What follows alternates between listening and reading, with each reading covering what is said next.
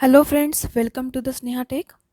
आज हम इस वीडियो में सी प्रोग्राम देखेंगे, फैक्टोरियल यूजिंग रिकर्सिव फंक्शन। तो रिकर्सिव फंक्शन मतलब फंक्शन कॉलिंग इटसेल्फ। कोई फंक्शन जब उसके कोडिंग ब्लॉक में खुद को ही कॉल करता है उसको हम रिकर्सिव फंक्शन कहते हैं। तो इसकी कोडिंग देखते हैं। पहले तो हमने यहाँ पे हेडर फाइल्स इंक्लूड की है। देन हमने यहाँ पे फैक्ट फंक्शन डिक्लेयर किया है, इंटीजर फैक्ट ब्रैकेट में इंटीजर x। तो यहाँ पे ये फैक्ट फंक्शन जो है वो वैल्यू रिटर्न करेगा और एक x वेरिएबल के साथ उसको डिक्लेयर किया है। देन मेन फंक्शन में हमने 2 इंटीजर्स डिक्लेयर किए हैं, n और f। Then clear screen. Then हमने प्रिंट एफ फंक्शन लिया है और उसमें दिया है कि enter number to find factorial. तो हम यहाँ पे यूज़र से इनपुट लेने वाले हैं जिसका हम फैक्टोरियल निकालेंगे और उस इनपुट को हमने n वेरिएबल में स्टोर किया है। तो उसको स्टोर करने के लिए हमने स्कैन एफ फंक्शन यूज़ करके %d और m%n लिया है यहाँ पे।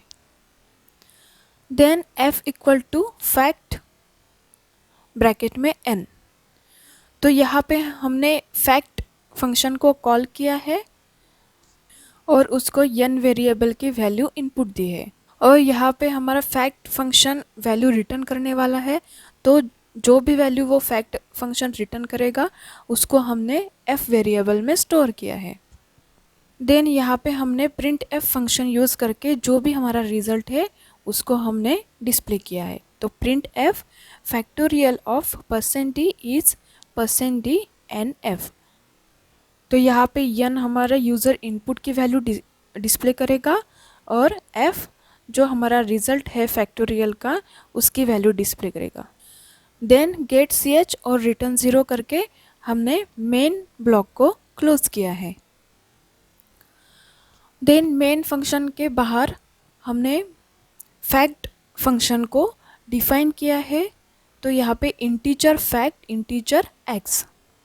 तो यहाँ पे जैसे हमने फैक्ट फंक्शन को डिक्लेयर किया था वैसे ही हम यहाँ पे फैक्ट फंक्शन लेंगे और फैक्ट फंक्शन के कोडिंग में हमने एक रिजल्ट वेरिएबल डिक्लेयर किया है और इफ ब्लॉक में x इक्वल टू 1 तो return 1, else result equal to x into fact x minus 1 और रिटर्न रिजल्ट। तो यहाँ पे अगर यूज़र 1 इनपुट करता है तो 1 का फैक्टोरियल 1 ही होता है, इसलिए हमने यहाँ पे रिटर्न 1 किया है। और अगर यूज़र 1 के अलावा कोई और नंबर डालता है तो उसके कैलकुलेशन की कोडिंग हमने एल्स ब्लॉक में दी है।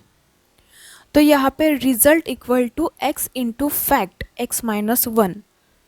तो यहाँ पे हमने x की वैल्यू डिक्रीमेंट करके फिर से फैक्ट फंक्शन को कॉल किया है। तो बस यही फैक्ट फंक्शन में ही फैक्ट फंक्शन को कॉल यही होता है रिकर्सिव फंक्शन। तो इसको एग्जीक्यूट करके देखते हैं।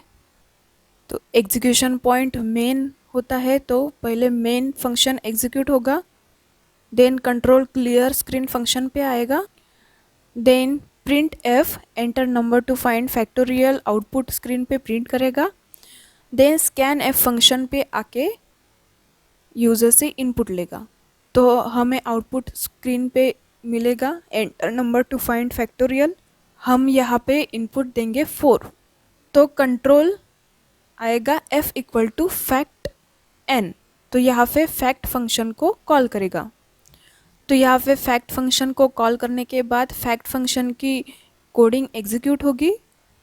तो मेन फंक्शन में फैक्ट फंक्शन को कॉल करने के बाद बैकग्राउंड एग्जीक्यूशन कैसे होगा वो हम यहाँ पे देखते हैं। तो यहाँ पे यूज़र इनपुट है 4, तो फैक्ट फंक्शन को भी इनपुट 4 होगा। तो फैक्ट फंक्शन में इफ़ कंडीशन चेक होगी तो x की वैल्यू हमारी है 4, तो 4 इक्वल टू 1।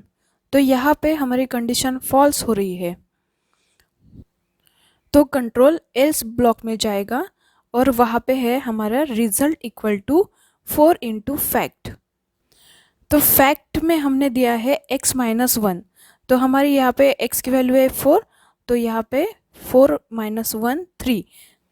तो यहाँ पे फैक्ट फंक्शन को फिर से हमने कॉल किया है, तो फैक्ट 3 इनपुट लेके फैक्ट ब्लॉक को एग्जीक्यूट करेगा। तो फिर से फैक्ट फंक्शन में इफ कंडीशन चेक होगी 3 = 1, तो यहाँ पे भी कंडीशन फॉल्स है, तो कंट्रोल एल्स ब्लॉक में जाएगा और वहाँ पे x की वैल्यू डिक्रीमेंट करके फिर से फैक्ट फंक्शन को कॉल करेगा। तो यहाँ पे फैक्ट को इनपुट है 2, फिर से फैक्ट फंक्शन के स्टार्टिंग में जाएगा, वहाँ पे एक इफ ब्लॉक चेक करेगा, तो वहाँ पे भी 2 = 1 कंडीशन फॉल्स है, तो एल्स ब्लॉक में फिर से x की वैल्यू डिक्रीमेंट करके फैक्ट फंक्शन को कॉल करेगा। तो यहाँ पे फैक्ट को इनपुट है 1, फिर से यहाँ पे फैक्ट फंक्शन को कॉल होगा, तो यहाँ पे हमारी इफ की कंडीशन ट्रू हो रही है, तो यहाँ पे 1 वैल्यू फैक्ट फंक्शन को रिटर्न होगी।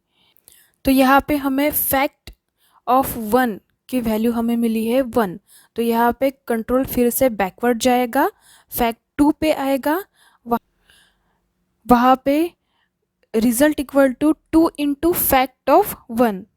तो फैक्ट ऑफ 1 की वैल्यू हमें 1 मिली है, तो यहाँ पे कैलकुलेशन होगी 2 इंटू 1, तो रिजल्ट वेरिएबल में स्टोर होगा 2। तो 2 वैल्यू फैक्ट 2 फंक्शन को रिटर्न होगी, तो फैक्ट 2 फंक्शन की वैल्यू हो गई 2। तो कंट्रोल फिर से बैकवर्ड जाएगा फैक्ट 3 फंक्शन में, यहाँ पे फिर से एल्स ब्लॉक में है result equal to 3 into fact of 2, तो हमें फैक्ट ऑफ 2 की रिटर्न वैल्यू है 2, तो यहाँ पे कैलकुलेशन होगा रिजल्ट इक्वल टू 3 इंटू 2, तो रिजल्ट में स्टोर होगा 6 और 6 वैल्यू फैक्ट 3 को रिटर्न होगी, तो यहाँ पे फैक्ट 3 की रिटर्न वैल्यू है 6।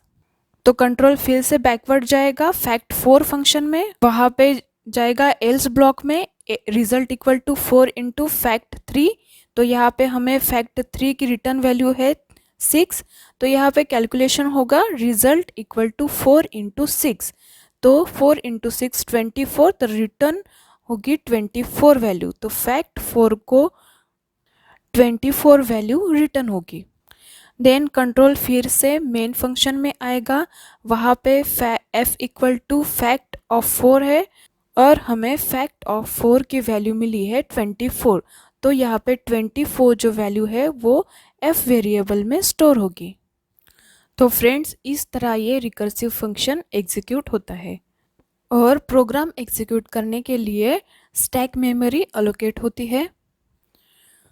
तो फैक्ट फंक्शन को कॉल करने के बाद कंट्रोल printf फंक्शन में आएगा और उसमें हमने f की वैल्यू डिस्प्ले की है। देन नेक्स्ट कंट्रोल getch पे आके आउटपुट स्क्रीन पे आउटपुट देगा, तो हमें यहाँ पे रिजल्ट मिलेगा फैक्टोरियल ऑफ 4 इज 24, और फिर कंट्रोल रिटर्न 0 आके 0 वैल्यू मेन फंक्शन को रिटर्न करेगा और मेन ब्लॉक एग्जिट करेगा। तो फ्रेंड्स, ये था factorial using recursive function. I hope आपको इसका लॉजिक समझ में आ गया होगा। आप इसको नोट डाउन करके रन करके देखना, और अगर आपको ये वीडियो अच्छा लगे तो प्लीज़ लाइक शेयर कमेंट और इस चैनल को सब्सक्राइब ज़रूर करना। Thank you.